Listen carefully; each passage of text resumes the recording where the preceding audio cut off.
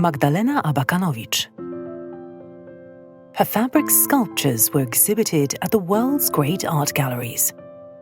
She was the only artist to give her surname to a new art genre, Abakans. She claimed, "A person is shaped by the first 10 years of their life."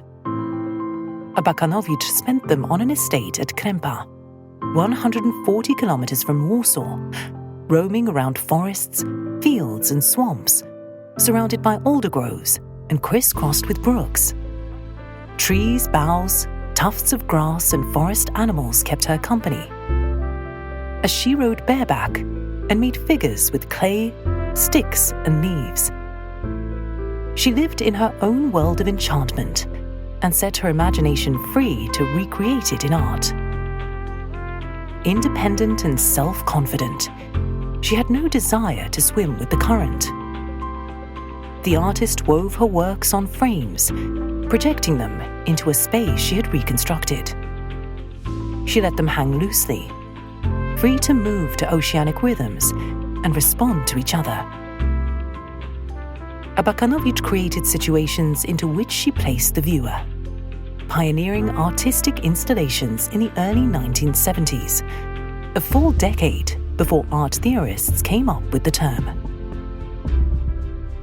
Born Marta Magdalena on the 20th of June 1930 in Falente, a village outside Warsaw, Abakanowicz preferred using her middle name. She came from an aristocratic family, as her father descended from Tatar gentry and her mother, née Domaszowska, from Polish nobility. However, the family was forced to abandon their manor in Krempa during World War II and struggled with poverty in communist Poland. Abakanowicz had success as a track and field athlete and graduated from a specialist arts high school in Gdynia before attending the Academy of Fine Arts in Warsaw. In 1956, she married Jan Kosmowski, an engineer she met while hiking in the Tatra Mountains, and the couple settled in Warsaw. Magdalena wanted to create sculptures, but took up weaving in her student years, starting with Gobelin tapestries in abstract patterns. In 1962, her work was presented at the first International Tapestry Biennial in Lausanne. Abakanowicz's composition of white forms, several meters in length, meshed cotton thread and wool in various shades of white, beige and grey. It was a huge success. Soon, Abakanowicz's textile designs started to become larger and more three-dimensional. She used innovative materials such as horsehair in Helena I, then switched to sisal, a fibre commonly used in making ropes. Her woven works resembled long lobes, overlaid with a network of vessels, female bodies, a primeval forest or tree trunks with fuzzy insides. They came in red, yellow, green, black, and earth tone colours and could be experienced with all senses.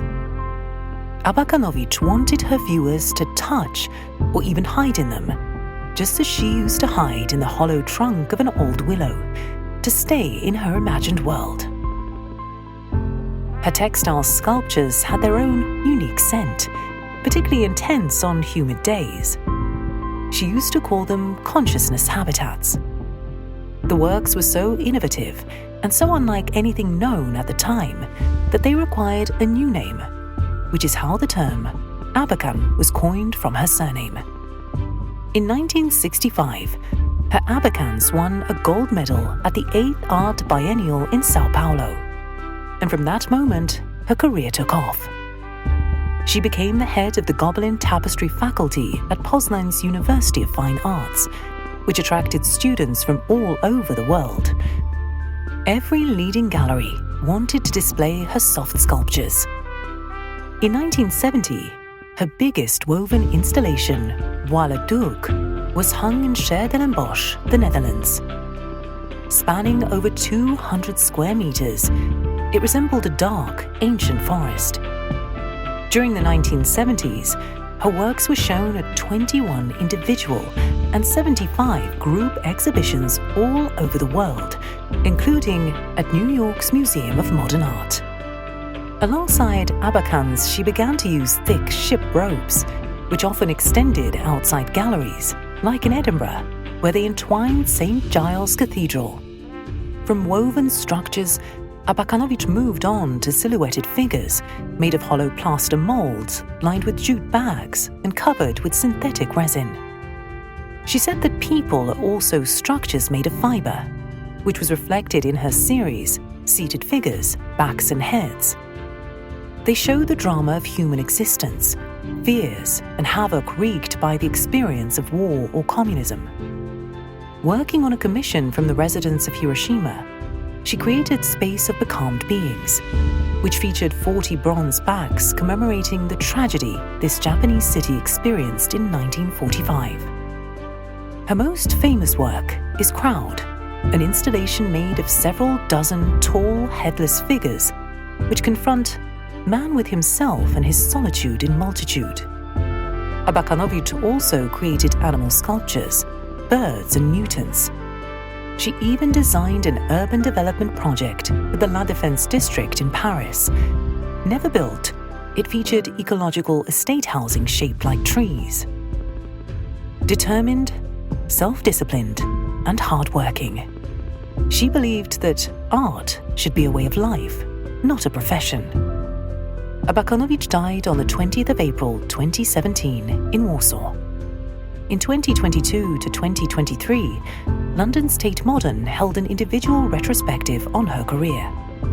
The National Museum in Wrocław boasts the biggest collection of Abakanowicz's works, but her sculptures can be admired in public places throughout the world, including the bronze Hand-like Trees in Wakefield, United Kingdom, Catharsis in San Tomato, Italy, Agora's 106 headless figures in Chicago, the 7 sandstone rings of Negev in Jerusalem, the Unrecognized, a crowd of cast-iron figures in Stadella Park in Poznań, and Hurma, her largest group of 250 sackcloth figures in Miami, Florida. As she said, art comes from listening to dreams.